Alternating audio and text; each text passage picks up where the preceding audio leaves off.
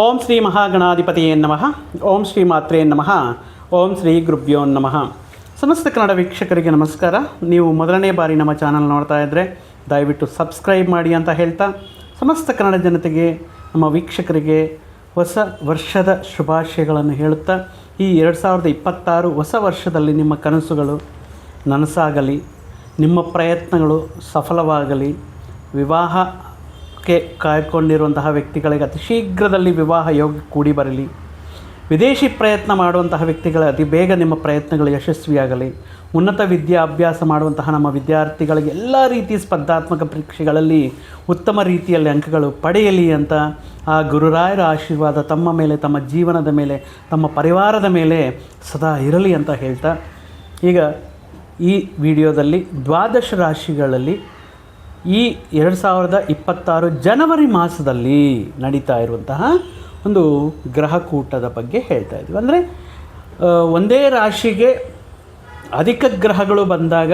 ಆ ಗ್ರಹಗಳ ಪರಿಣಾಮ ದ್ವಾದಶ ರಾಶಿಗಳಲ್ಲಿ ಅಥವಾ ಭೌಗೋಳಿಕವಾಗಿ, ರಾಜಕೀಯವಾಗಿ, ವಿವಿಧ ಕ್ಷೇತ್ರಗಳಲ್ಲಿ ಯಾವ ರೀತಿ ಅನುಕೂಲ ಇರುತ್ತೆ ಅಂತ ಒಂದು ರೀತಿ ನಾವು ನೋಡುವುದಾದರೆ, ಮುಖ್ಯವಾಗಿ ದ್ವಾದಶ ರಾಶಿಗಳಲ್ಲಿ ದಶಮ ಸ್ಥಾನವಾಗಿರುವಂತಹ ಕರ್ಮ ಉದ್ಯೋಗ ಸ್ಥಾನವಾಗಿರುವಂತಹ ಮಕರ ರಾಶಿಯಲ್ಲಿ ಪಂಚಗ್ರಹ ಕೂಟ ನಿರ್ಮಾಣವಾಗ್ತಾ ಇದೆ ಜನವರಿ 15ರ ಮೇಲೆ.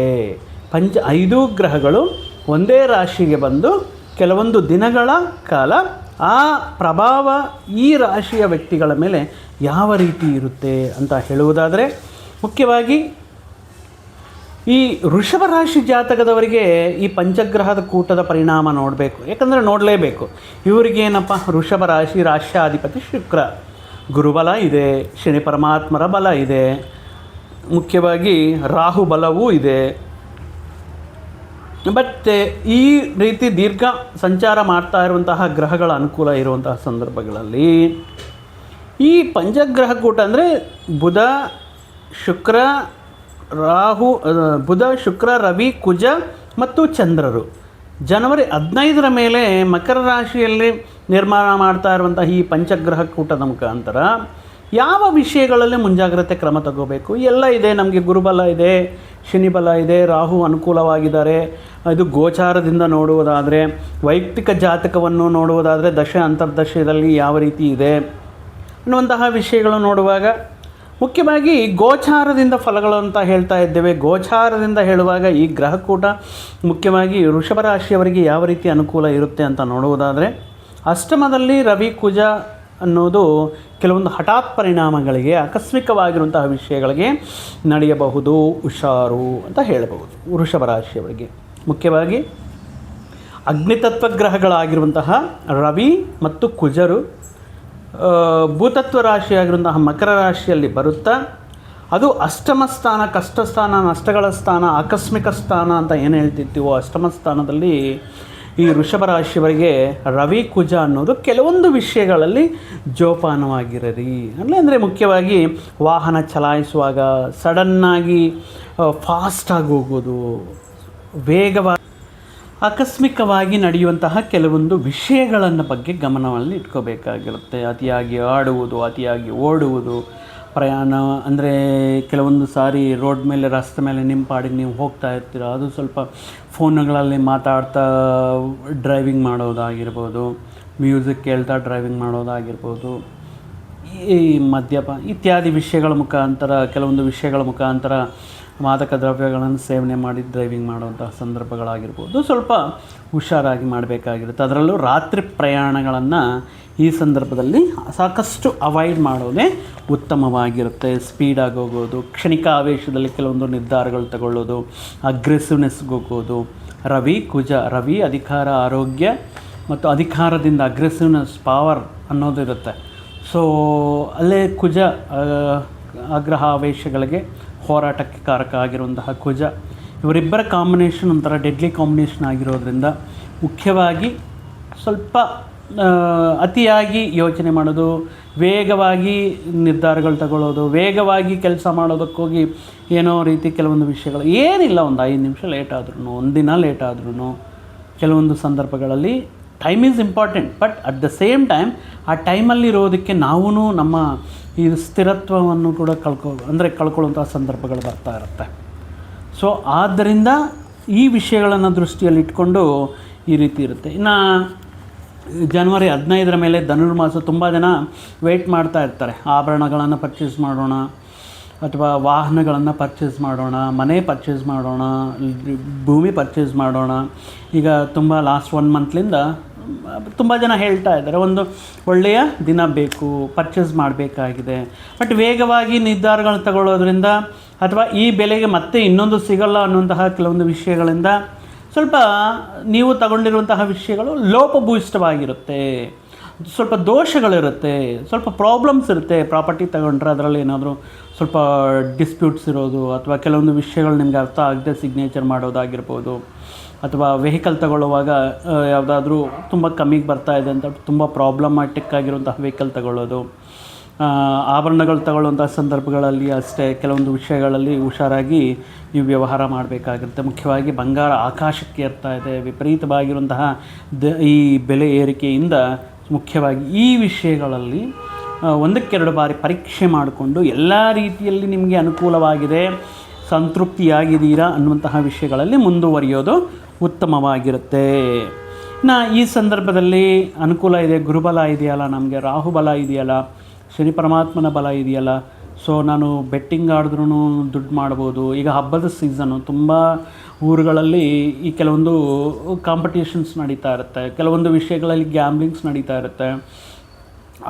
ಈ ಹಬ್ಬಕ್ಕೆ ಸೇರುವಂತಹ ಕೆಲವೊಂದು ಜನಗಳು ಈ ಸಂದರ್ಭದಲ್ಲಿ ಏನೋ ಅತ್ಯಾಶಕ್ಕೆ ಹೋಗಿ ಈ ಸ್ವಲ್ಪ ಹಣಕಾಸಿನ ನಷ್ಟ ಮಾಡ್ಕೊಳ್ಳೋದಾಗಿರ್ಬೋದು, ಇಂತಹ ವಿಷಯಗಳಿಗೆ ಸ್ವಲ್ಪ ದೂರ ಇರಬೇಕಾಗಿರುತ್ತೆ. ಸೊ ಈ ಅಷ್ಟಮ ಸ್ಥಾನ ಅಂದ್ರೇ ಕೆಲವೊಂದು ಸೀಕ್ರೆಟ್ಸ್ನ ರಿವೀಲ್ ಮಾಡುವಂತಹ ಸ್ಥಾನ, ತಪ್ಪುಗಳನ್ನು ಎತ್ತಿ ತೋರಿಸುವಂತಹ ಸ್ಥಾನ, ದೋಷಗಳನ್ನು ನೋಡುವಂತಹ ಸ್ಥಾನ, ರಹಸ್ಯವನ್ನು ಭೇದಿಸುವಂತಹ ಸ್ಥಾನ ಆಗಿರೋದ್ರಿಂದ 1-2 ಬಾರಿ ನೀವು ಚೆಕ್ ಮಾಡಿಕೊಂಡು, ಕ್ರಾಸ್ ಚೆಕ್ ಮಾಡಿಕೊಂಡು ನಿಮ್ಮ ವಸ್ತುಗಳನ್ನು ನಿಮ್ಮದಾಗಿಸಿಕೊಳ್ಳಿ ಅಂತ ಹೇಳೋದಕ್ಕೆ ಇಷ್ಟಪಡ್ತೀನಿ. ಈ ಸಂದರ್ಭದಲ್ಲಿ ಸ್ವಲ್ಪ ಡಿಸಿಪ್ಲಿನ್ಡ್ ಆಗಿರಬೇಕಾಗಿರುತ್ತೆ. ನಮ್ಮ ಮಾತೇ ಗೆಲ್ತಾ ಇದೆ, ಎಲ್ಲಿಗೋದ್ರೂ ನಮ್ಮದೇ ಯಶಸ್ಸು, ಯಾವ ರೀತಿ ಮಾತಾಡಿದ್ರೂ ನಡೆಯುತ್ತೆ. ಟೈಮ್ ಯಾವತ್ತೂ ನಮ್ಮ ಕೈಯಲ್ಲಿರಲ್ವಲ್ಲ. ಸೊ ಸಮ್ಟೈಮ್ ಏನಾಗುತ್ತೆ, ನಾವು ಮಾತಾಡಿರುವಂತಹ ವಿಷಯಗಳೇ, ನಾವು ಹೇಳಿರುವಂತಹ ವ್ಯಕ್ತಿಗಳಿಗೆ ಮುಂದಿನ ದಿನಗಳಲ್ಲಿ ನಮಗೆ ಪ್ರತ್ಯರ್ಥಿಗಳಾಗಿ ಅಥವಾ ಶತ್ರುಗಳಾಗಿ ನಮ್ಮ ಅಭಿವೃದ್ಧಿಗೆ ಆತಂಕಗಳನ್ನು ಸೃಷ್ಟಿ ಮಾಡಬಹುದು. ಆದ್ದರಿಂದ ಸ್ವಲ್ಪ ಡಿಸಿಪ್ಲೈನ್ಡ್ ಆಗಿ ಮಾತಿನಲ್ಲಿ ಸ್ವಲ್ಪ ಸಾಫ್ಟ್ ಕಾರ್ನರ್ ಇರಲಿ.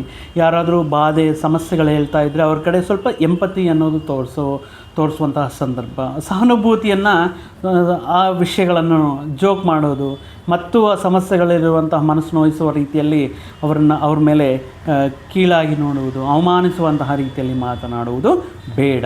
ಇದು ಮುಂಜಾಗ್ರತೆ ಕ್ರಮಗಳು ಆಗಿರುತ್ತೆ. ಇನ್ನು ಬಂದಿರುವಂತಹ ಆದಾಯಕ್ಕೆ ಯಾವುದೇ ರೀತಿ ಕೊರತೆ ಇರಲ್ಲ. ಆದರೆ ಬಂದಿರುವಂತಹ ಆದಾಯವನ್ನು ಯಾವ ರೀತಿ ನೀವು ಸದುಪಯೋಗ ಮಾಡ್ಕೊಳ್ತಾ ಇರ್ತೀರಾ ಅನ್ನುವಂತಹ ವಿಷಯಗಳಂತ ನೋಡಿದಾಗ ಈ ಸಂದರ್ಭದಲ್ಲಿ ಕೆಲವೊಂದು ಸಾರಿ ಪಾರ್ಟಿಗಳಂತೆ, ಫ್ರೆಂಡ್ಸ್ಗೋಸ್ಕರ ಅಂತೆ, ಕೆಲವೊಂದು ಸೆಲೆಬ್ರೇಷನ್ಸ್ ಅಂತ ಹೇಳಿಬಿಟ್ಟು ದುಂದು ವೆಚ್ಚಗಳು ಮಾಡೋದು, ಪ್ರಯಾಣಗಳಿಗೋಸ್ಕರ, ಅಥವಾ ಬಂದಿರುವಂತಹ ಆದಾಯ ಯಾವ ರೀತಿಯಲ್ಲೂ ನಿಮ್ಮ ಕೈಯಲ್ಲಿ ಉಳಿಯೋಲ್ಲ. ಇಂದಿನ ದಿನಗಳಲ್ಲಿ ಏನಾದರೂ ಡ್ಯೂಸ್ ಪೇಮೆಂಟ್ ಇದ್ದರೆ ಅದನ್ನು ಕ್ಲಿಯರ್ ಮಾಡೋದಕ್ಕೆ, ಅಂದರೆ ನೀರಿನ ಥರ ಖರ್ಚಾಗ್ತಾ ಇರುತ್ತೆ, ಆ ರೀತಿ ಬರುತ್ತೆ, ಈ ರೀತಿ ಹೋಗುತ್ತೆ ಅನ್ನೋ ರೀತಿಯಲ್ಲಿ ಮನಿ ಫ್ಲೋ ಅನ್ನೋದಿರುತ್ತೆ. ಈ ಸಂದರ್ಭದಲ್ಲಿ ಸ್ವಲ್ಪ ಆಕಸ್ಮಿಕವಾಗಿ ಅಷ್ಟಮ ಸ್ಥಾನ ಅಲ್ವಾ, ಕೆಲವೊಂದು ಅಧಿಕಾರಿಗಳ ಆಗ್ರಹ ಆವೇಶಗಳು ಅಥವಾ ನೀವು ಯಾವಾಗಲೂ ಮಾಡಿರುವಂತಹ ಕೆಲವೊಂದು ತಪ್ಪುಗಳು, ಈ ವಿಷಯಗಳನ್ನು ದೃಷ್ಟಿಯಲ್ಲಿಟ್ಟುಕೊಂಡು ಅನಿರೀಕ್ಷಿತವಾಗಿ ವರ್ಗಾವಣೆ ಮಾಡುವುದಕ್ಕೆ ಅಥವಾ ಮತ್ತೊಂದು ಪ್ರದೇಶಕ್ಕೆ ಸ್ಥಾನವನ್ನು ಬದಲಾಯಿಸುವುದಕ್ಕೆ, ಅದು ಮನೆ ಆಗಿರ್ಬೋದು, ಉದ್ಯೋಗ ಆಗಿರ್ಬೋದು, ನಗರ ಆಗಿರ್ಬೋದು, ಮತ್ತೊಂದು ನಗರಕ್ಕೆ ಹೋಗುವುದಕ್ಕೆ ಅವಕಾಶಗಳು ಇರುತ್ತೆ ಈ ಪಂಚಗ್ರಹ ಕೂಟದಿಂದ. ಇನ್ನು 15ರ ನಂತರ ಕೂಟ ನಿರ್ಮಾಣ ಆಗಿದ ನಂತರ ಸ್ವಲ್ಪ ಈ ಸಮಸ್ಯೆಗಳೆಲ್ಲವೂ ಕೂಡ ಒಂದೊಂದೇ ಹಂತವಾಗಿ ಬಗೆಹರಿತಾ ಇದೆ. So don't think deep. So because ಒಂದೊಂದೇ ಅದು ಹಂತವಾಗಿ ಸಮಸ್ಯೆಗಳೆಲ್ಲ ಬಗೆಹರಿತಾ ಹೋಗುತ್ತೆ. ಇನ್ನು ವಾಟ್ ಎವರ್ ಯು ಸ್ಪೆಂಡ್, ನೀವು ಏನಾದರೂ ಖರ್ಚು ಮಾಡಿದರೆ ಅಗೇನ್ ಆ ಇನ್ಕಮ್ನ ಫುಲ್ಫಿಲ್ ಮಾಡ್ಕೊಳ್ಳೋದಕ್ಕೆ ಆದಾಯ ಮಾರ್ಗಗಳನ್ನು ಹುಡುಕ್ತಾ ಇರ್ತೀರ. ಯಾಕಂದರೆ ಕಮಿಟ್ಮೆಂಟ್ಸ್ ನೆಕ್ಸ್ಟ್ ಮಂತ್ ಯಾವ ರೀತಿ, ಅನ್ನೋ ಮುಂದಿನ ದಿನಗಳಿಗೋಸ್ಕರ ಆದಾಯ ಮಾರ್ಗಗಳನ್ನು ಬೆಳೆಸ್ಕೊಳ್ಳುವಂತಹ ವಿವಿಧ ಮಾರ್ಗಗಳ ಮುಖಾಂತರ ಆದಾಯವನ್ನು ಪಡೆಯುವಂತಹ ಪ್ರಯತ್ನಗಳು ಅನುಕೂಲವಾಗಿರುತ್ತೆ. ಅಲ್ಲಿ ಸ್ವಲ್ಪ ರಿಯಲೈಸ್ ಆಗ್ತೀರಾ, ಸೊ ಈ ರೀತಿ ಇದ್ದರೆ ಕಷ್ಟ, ಸ್ವಲ್ಪ ನೋಡ್ಕೊಂಡು ಖರ್ಚು ಮಾಡಬೇಕು, ಮುಖ್ಯವಾದ ವಿಷಯಗಳೇನು, ದುರುಪಯೋಗವಾಗುವಂತಹ ವಿಷಯಗಳನ್ನು, ಅನಾಗತ್ಯ ಖರ್ಚುಗಳೇನು ಅನ್ನುವಂತಹ ಒಂದು ತಿಳುವಳಿಕೆಯಿಂದ ಮಾಡುವಂತಹ ಒಂದು ರೂಪಾಯಿ ಸದುಪಯೋಗ ಮಾಡಬೇಕು ಅನ್ನುವಂತಹ ನಿಮ್ಮ ಯೋಚನೆ ಅಲ್ಲಿ ಸಾಕಾರವಾಗುತ್ತೆ. ಇನ್ನು ವೃತ್ತಿ ಉದ್ಯೋಗಗಳಲ್ಲಿ ಅದ್ಭುತವಾಗಿರುವಂತಹ ಫಲಗಳಿರುತ್ತೆ. ಸೊ ಅಷ್ಟಮದಲ್ಲಿ ಸೂರ್ಯ, ರವಿಯ ಜೊತೆಗೆ ಕುಜ ಇರೋದರಿಂದ ಮುಖ್ಯವಾಗಿ ವೃಷಭ ರಾಶಿಯವರು ಈ ಮಾಸದಲ್ಲಿ ಸೂರ್ಯನ ಆರಾಧನೆ ಪ್ರತಿದಿನ ಈ ರಾಗಿ ಚೆಂಬು ಅಥವಾ ರಾಗಿ ಪಾತ್ರೆಯಲ್ಲಿ ನೀವು ನೀರಿನಿಂದ ಸೂರ್ಯನಿಗೆ ಅರ್ಘ್ಯ ಬಿಡುವುದರಿಂದ ಪ್ರತಿ ಭಾನುವಾರವೂ ಸ್ವಲ್ಪ ನಿಷ್ಠೆಯಿಂದ ಸೂರ್ಯನಾಮ ಸ್ಮರಣೆಯನ್ನು ಮಾಡುತ್ತಾ ಆದಿತ್ಯ ಹೃದಯವನ್ನು ಪಠನೆ ಮಾಡುತ್ತಾ ಆ ದಿನ ಅಂದರೆ ಆದಿವಾರ ಸಂಡೇ ಅಂದ್ರೇ ಒಂದು ತುಂಬ ಜನಕ್ಕೆ ಅದೊಂದು ರೀತಿ ಮೋಜು ಮಸ್ತಿ ಮಾಡುವಂತಹ ದಿನ. ಬಟ್ ಆದ್ರೂ ಕೂಡ ವೃಷಭ ರಾಶಿಯವರು ಪ್ಲೀಸ್ ಟ್ರೈ ಟು ಅವಾಯ್ಡ್, ಆ ದಿನ ಸ್ವಲ್ಪ ಅವಾಯ್ಡ್ ಮಾಡಲಿಕ್ಕೆ ಪ್ರಯತ್ನ ಮಾಡಿ. ಮದ್ಯ ಮಾಂಸ ಇತ್ಯಾದಿ ಪಾರ್ಟಿಗಳು ಇತ್ಯಾದಿ ವಿಷಯಗಳನ್ನು ಸ್ವಲ್ಪ ನಿಷ್ಠೆಯಿಂದ ಇರೋದಕ್ಕೆ ಪ್ರಯತ್ನ ಮಾಡಿ. ಅದೇ ರೀತಿ ಸೂರ್ಯನಿಗೆ ಇಷ್ಟವಾಗುವಂತಹ ಗೋಧಿಯನ್ನು, ನೆನೆಸಿರುವಂತಹ ಗೋಧಿಯನ್ನು ಗೋಮಾತೆಗೆ ಆಹಾರವಾಗಿ ತಿನ್ನಿಸುವುದರಿಂದ, ಬೆಲ್ಲವನ್ನು ಆಹಾರವಾಗಿ ತಿನ್ನಿಸುವುದರಿಂದ ಸ್ವಲ್ಪ ಸೂರ್ಯನ ಅನುಗ್ರಹ ಅನ್ನೋದು ನಿಮ್ಮ ಮೇಲೆ ಇರುತ್ತೆ. ಆದ್ದರಿಂದ ಹೊಸ ವರ್ಷ, ಹೊಸ ಜೋಶ್, ಹೊಸದಾಗಿ ಬಂದಿರುವಂತಹ ಕೆಲವೊಂದು ಅದೃಷ್ಟಗಳು ನಿಮಗೆ ಮತ್ತಷ್ಟು ಯಶಸ್ಸನ್ನು ನೀಡಲಿ, ಮತ್ತಷ್ಟು ಸಕ್ಸಸ್ ನಿಮ್ಮದಾಗಿಸ್ಕೊಳ್ಳಿ ಅಂತ ಹೇಳ್ತಾ ಈ ವಿಡಿಯೋ ತಮ್ಮೆಲ್ಲರಿಗೂ ಇಷ್ಟವಾಗಿರುತ್ತೆ ಅಂತ ಭಾವಿಸುತ್ತಾ ಮತ್ತೊಂದು ವಿಡಿಯೋ ಜೊತೆಗೆ ಮತ್ತೊಂದು ಆಸಕ್ತಿಕರ ವಿಷಯದ ಜೊತೆಗೆ ನಿಮ್ಮ ಮುಂದೆ ಮತ್ತೆ ಬರ್ತೀವಿ.